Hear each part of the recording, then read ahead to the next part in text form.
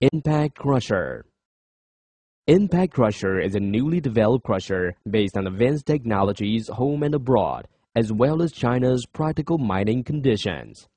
It is widely applied in various material crushing, railway, energy, cement, chemical industry, and construction.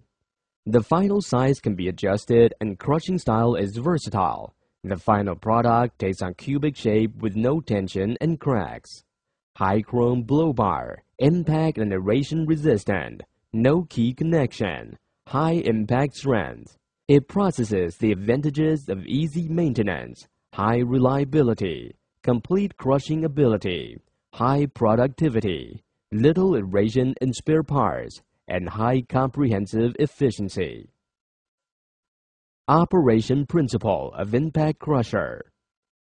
During the operation, with the drive of motor, the rotors turn at high speed. When materials enter the blow bar area, they are thrown to the impact plate above the rotors with the strike strengths of blow bar. Then the materials are rebounded back to the blow bar for recrushing. In this way, the materials will be crushed many times in the crusher until they can meet standard and be discharged at the bottom of the machine.